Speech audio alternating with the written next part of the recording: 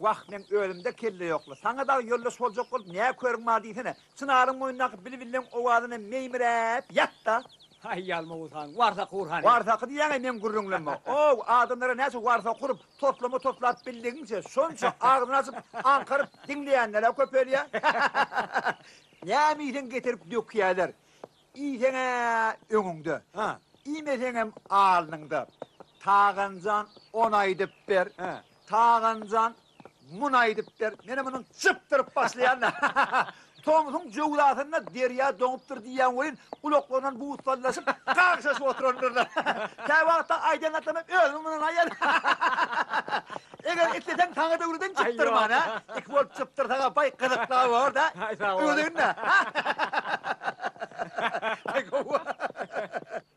Dur. Ay!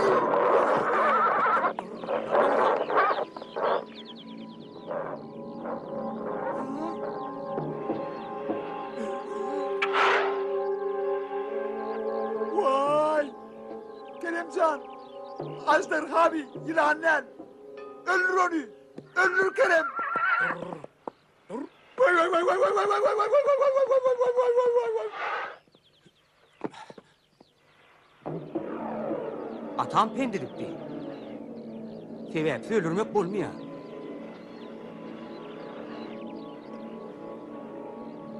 Özüm bir canavar yaradar yani. Birinin kömeği mertek yani.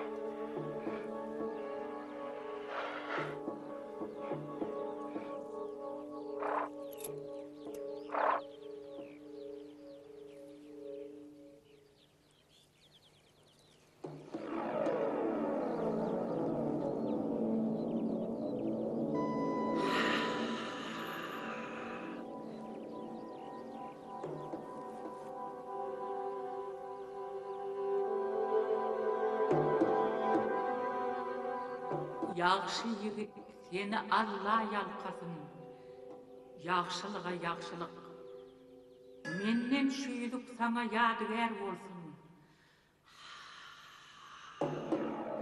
Eğer büyüdük barmağında bolsa, sen canlı canların, otun çöpün, dağın daşın diline düşünürsün.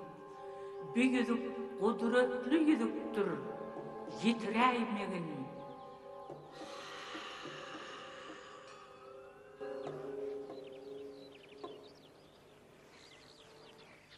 Hey Yalmavuzhan! Kanna sen! Ben bunu! Ağzın şurvasında neymiş yapıyorsun? Olca tarayan, olca!